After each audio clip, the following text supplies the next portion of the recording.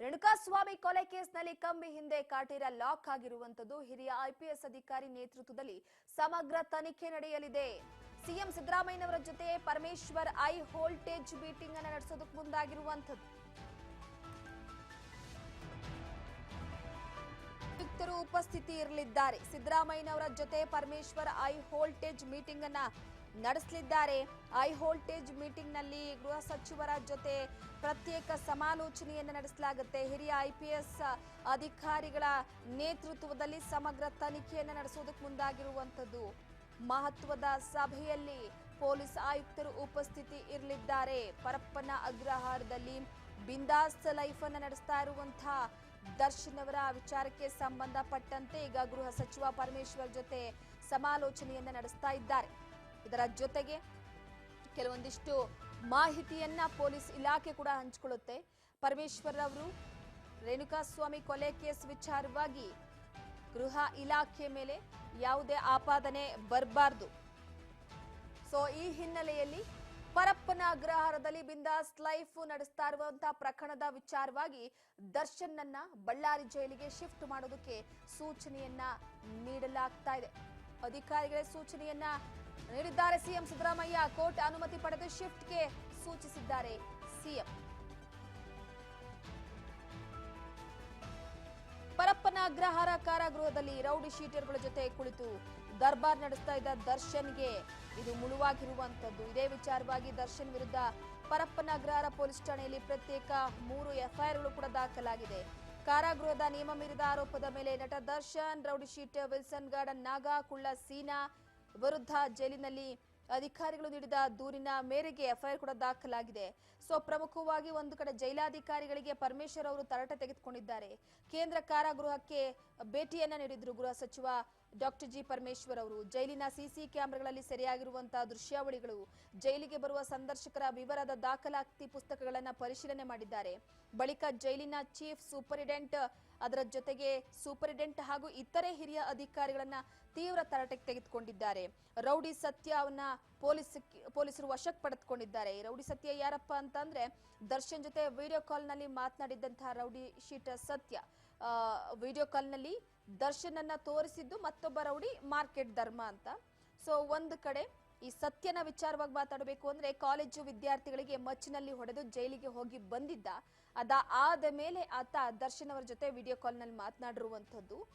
ಕಲಾಸಿ ಪಳಿದ ಹುಡುಗರುಗಳಿಗೆ ಕಳಿಸಿದ್ದ ಅದನ್ನ ಮಾತನಾಡ್ಬಿಟ್ಟು. ಸೊ ಎಲ್ಲ ಒಂದು ಕಡೆ ಈಗಾಗಲೇ ಈ ರೇಣುಕಾಸ್ವಾಮಿ ಕೊಲೆ ಕೇಸ್ ವಿಚಾರವಾಗಿ ಒಂದು ಕಡೆ ಸಿಎಂ ಅವರು ಕೂಡ ಬಹಳ ಗಂಭೀರವಾಗಿ ತೆಗೆದುಕೊಂಡಿದ್ದಾರೆ. ಇನ್ನ ಡಾಕ್ಟರ್ ಜಿ ಪರಮೇಶ್ವರ್ ಅವರು ಕೂಡ ತರಾಟೆಗೆ ತೆಗೆದುಕೊಂಡಿರುವಂತದ್ದು. ಕೆಲವೇ ಕ್ಷಣಗಳಲ್ಲಿ ಪರಪ್ಪನ ಅಗ್ರಹಾರಕ್ಕೆ ತನಿಖಾಧಿಕಾರಿಗಳು ತೆರಳಲಿದ್ದಾರೆ.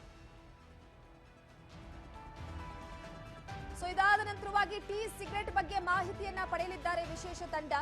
ದರ್ಶನ್ ಅವರ ವಿರುದ್ಧ ಮತ್ತೆ 3 ಎಫ್ಐಆರ್ ದಾಖಲಾಗಿದೆ. ಇದೆಲ್ಲದರ ನಡುವೆ ಭೇಟಿ ವೇಳೆ ದರ್ಶನ್ ಅದ್ರ ಜೊತೆಗೆ ನಾಗಾ ಬ್ಯಾರೆಕ್ಗೂ ಕೂಡ ಭೇಟಿ ನೀಡುವ ಸಾಧ್ಯತೆ ಇದೆ. 3ನೇ ಬ್ಯಾರೆಕ್ನಲ್ಲಿ ದರ್ಶನ್ ಇದ್ರೆ 1ನೇ ಬ್ಯಾರೆಕ್ನಲ್ಲಿ ವಿಲ್ಸನ್ ನಾಗಾ ಅವರಿದ್ದಾರೆ. ಸೊ ಅಲ್ಲಿ ಹೋಗಿ ಸ್ಥಳ ಪರಿಶೀಲನೆಯನ್ನ ಮಾಡ್ತಾರೆ.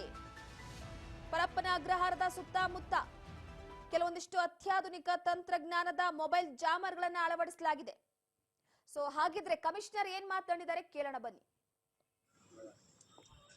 ನಿನ್ನೆ ಪರಪ್ಪನಗ್ರಹಾರ ಪೊಲೀಸ್ ಠಾಣೆಯಲ್ಲಿ ಈ ಪರಪ್ಪನಗ್ರಹಾರ ಕಾರಾಗೃಹದಲ್ಲಿ ಕೇಂದ್ರ ಕಾರಾಗೃಹದಲ್ಲಿ ಆಗಿರ್ತಕ್ಕಂಥ ಕೆಲವು ಅಕ್ರಮಗಳ ಬಗ್ಗೆ 3 ಅಪರಾಧ ಪ್ರಕರಣಗಳು ಈಗ ದಾಖಲಾಗಿದ್ದಾವೆ. ಅವುಗಳ ತನಿಖೆಯನ್ನ ಈಗ ನಾವು ಕೈಗೆತ್ತಿಕೊಳ್ತಾ ಇದ್ದೇವೆ. ಒಂದು ಪ್ರಕರಣದ ತನಿಖೆಯನ್ನು ACP ಮಟ್ಟದ ಅಧಿಕಾರಿಗಳಿಗೆ ಕೊಡಲಾಗಿದೆ. ಉಳಿದ 2 ಪ್ರಕರಣಗಳನ್ನು ಇನ್ಸ್ಪೆಕ್ಟರ್ಗಳಿಗೆ ಕೊಡಲಾಗಿದೆ. ಈ ಕಾರಾಗೃಹದ ವಿಷಯಗಳು ಬಂದಾಗ ಅಲ್ಲಿ ತನಿಖೆ ಮಾಡಲಿಕ್ಕೆ ನ್ಯಾಯಾಲಯದ ಅನುಮತಿ ಕೊಡಬೇಕಾಗ್ತದೆ. ಆ ಅನುಮತಿಯನ್ನು ತೆಗೆದುಕೊಳ್ತಾ ಇದ್ದಾರೆ ಮತ್ತು ಮುಂದಿನ ತನಿಖೆಯನ್ನು ಪೂರ್ವಸಿದ್ಧವಾಗಿ ಮಾಡಲಾಗ್ತದೆ.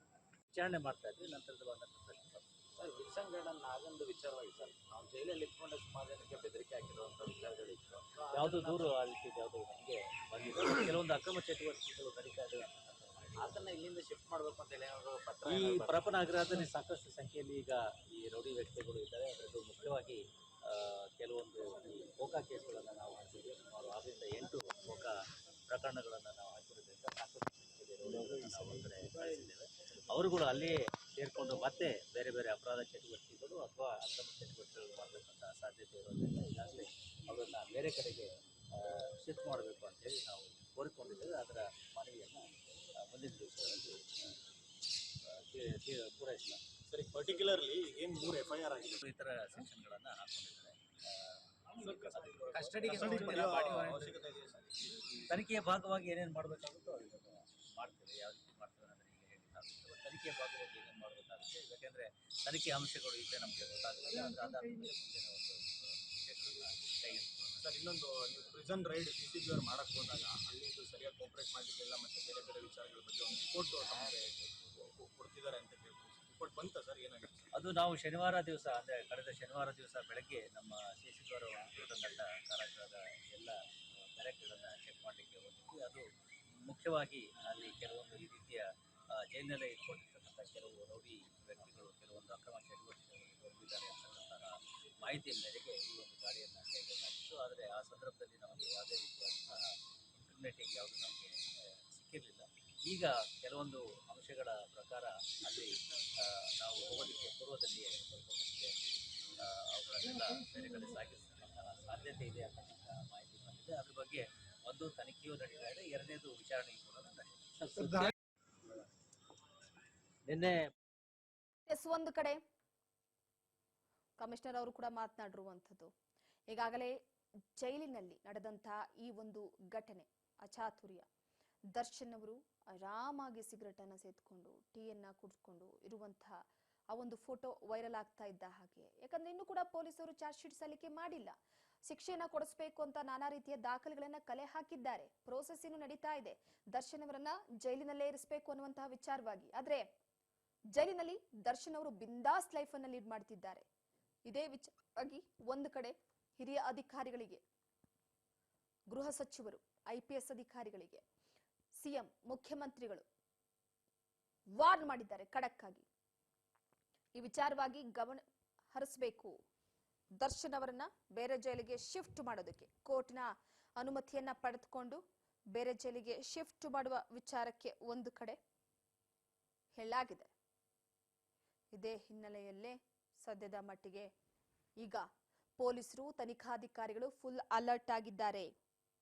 ಅಲರ್ಟ್ ಆಗಿ ದರ್ಶನ್ ಅವರನ್ನ ಕೋರ್ಟ್ ಅನುಮತಿ ಕೊಟ್ರೆ ಹಿಂಡಲಗ ಜೈಲಿನ ವಿಚಾರಕ್ಕೆ ಸಂಬಂಧಪಟ್ಟಂತೆ ಶಿಫ್ಟ್ ಮಾಡಲಿದ್ದಾರೆ.